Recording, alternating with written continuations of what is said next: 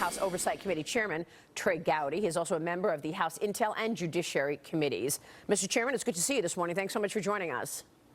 Yes, ma'am. Thank you. What are you expecting from the Inspector General report? Your take on this zeroing in on Andrew McCabe's action and the way this Hillary Clinton email probe was handled?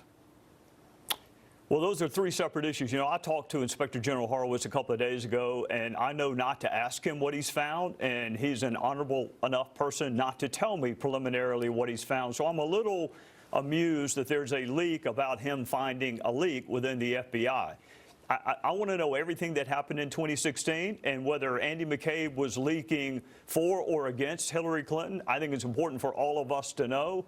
I do find it interesting that you and I work in a town where leaks are so pervasive. And we have an Inspector General who's not supposed to discuss his report until it's made public, and yet you and I are having a conversation about what is in his non-public report. So I have a lot of confidence in him. I think he's going to find out what happened in 2016 with respect to decisions made and not made. But I don't think it's fair to the Inspector General for us to guess about what is in his report based on media reporting. But really what I'm getting at is people would like to see accountability, Congressman. And I'm wondering if, in fact, at the end of the day, if it is proven that they handled the regulators, lawmakers, handled the email investigation with kid gloves and really let her off the hook while you have others going to jail for doing things in this same manner. So do you expect accountability in this case? I do. I expect the Inspector General to issue a fact-centric, fair report. Look at what he's already found. He found the Strzok and Page text. Nobody else found that. So I think that he is uniquely well-suited to tell us all what happened in 2016. We already know that the FBI and the Department of Justice handled this case differently. We already know that Jim Comey had an unprecedented press conference where he usurped a decision away from the Department of Justice. I've never seen that before. But we also know he sent 2 letters to Congress in the fall of 2016, both of which were unusual. So I think Michael Horowitz is uniquely well-suited to put all of the public's fears at ease with a thorough fact-centric investigation. Should the Attorney General be looking at this? Jeff Sessions, you know, the president tweeted out last week that he thinks it's disgraceful that Jeff Sessions is leaving it all to Michael Horowitz and the IG to look into these matters. I'm smiling only because, you know, Jeff Sessions picked President Trump when he was a candidate out of 16 other candidates, including some colleagues. And then President Trump picked Jeff Sessions out of the entire universe of lawyers in the country. He picked him to be his attorney general. So I really wish they would communicate more privately as opposed to via Twitter. In this particular fact pattern, I think Attorney General Sessions is right that the Department of Justice itself should not be conducting this investigation. I also think the president's right from this limited standpoint. I don't think the Inspector General himself can answer all of our questions. Some of these witnesses have already left the department, which means the Inspector General does not have jurisdiction. And there are other agencies like the State Department where Michael Horowitz at DOJ has no jurisdiction whatsoever. Maria, over the weekend, I've counted up almost 24 witnesses that the Inspector General would not have access to were he alone conducting this investigation. So I think we're trending perhaps towards another special counsel because of this unique fact pattern and the fact that there are witnesses outside the reach of the Inspector General. So we should have then, you believe, another special counsel to investigate these matters. How does one investigate itself, frankly? Well, you don't. I wish that I had been able to grade my own papers in college and law school, but I was not able to. I would have done better, first of all. But we don't put family members on the jury. We don't put friends on the jury. You need an independent arbiter, and the Department of Justice cannot investigate itself. Horowitz can.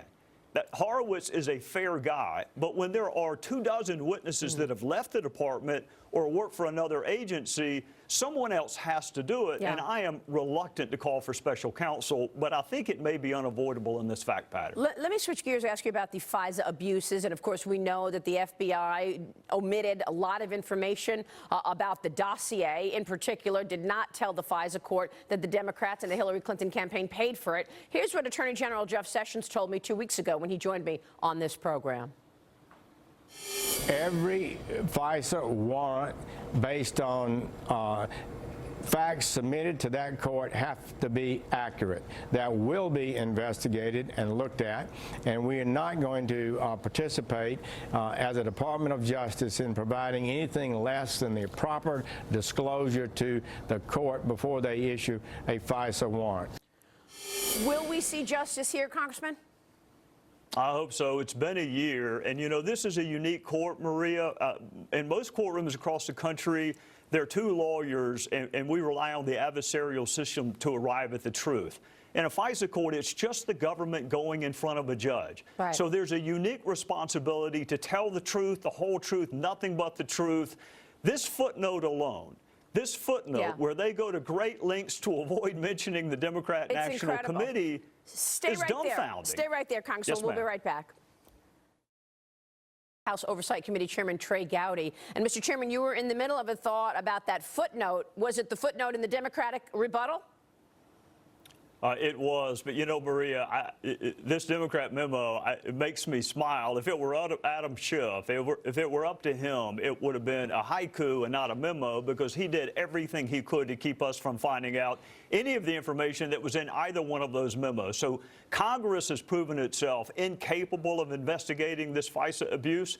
DOJ should not be looking into it. We need an independent arbiter. That's either the Inspector General or Special Counsel. Let me ask you, a lot of people have been disappointed to learn that you will not seek re-election, Congressman. You've been doing such important work, obviously, and you have been seeking the truth, and we thank you for that, Congressman. Do you worry that once you are gone, because you're not seeking re-election, that these investigations slow down, that we will actually not get to the truth? Well, first of all, thank you for saying that. Second of all, I don't, because there are some really good members of Congress, guys like Johnny Ratcliffe, Elise Stefanik. They're not incredibly well known because they don't drive drunk and they don't cheat on their wives and they don't do the other things that unfortunately you have to do to get well known in this modern day culture. But there's some really good women and men that will be left in Congress, and the one job that only I can do is be a good husband and a good father, so I'm going to come back to South Carolina and try to do a better job of that. I wonder if the president decides to make a change in the Attorney General's office and would like you to be his AG, if that would change your mind. Well, I would tell the president, with all due respect, that he can do a lot better than me. While I love that system, I love the justice system. It's the best job I've ever had. Unfortunately, I've been in politics for 8 years. And in the current modern-day political environment, it'd be a tough confirmation. So I would advise them to pick a woman or a man who has a career in law enforcement, that's never donated to a political campaign and never run for public office before. That's a unique job where you work for a blindfolded woman holding a set of scales. It has nothing to do with politics. And there are lots of really good people not named Trey that he ought to look at. It's disheartening to see how much politicization has gone on in government. How hard is it to turn this ship around, given the fact that we know what went on at the IRS, the targeting of conservatives? We know what went on at the top of the FBI in terms of these omissions and the bias against President Trump. How hard is it to turn this ship around in terms of the politicization that has gone on in our government agencies? Well, it's proven difficult for the last 7 years. I haven't done a very good job of it. Maria, it takes 3 different groups in our culture to provide proper oversight. It does require Congress. It requires the media, and the media has to ask tough questions on both sides, but it also requires the voters to insist upon it. And what I really hate is relativism, which is we're going to judge this party by a different standard than the one that we judge another party. I think the same rules ought to apply to both sides, and I hope the voters get to the point where they do apply the same rules to both Republicans and Democrats. Then I think we'll see the change that you referenced. All right, we will be watching. Congressman, it's good to see you, sir. Thanks so much. Yes, ma'am. Thank you. Congressman Trey Gowdy there. Meanwhile, President Trump last week meeting with lawmakers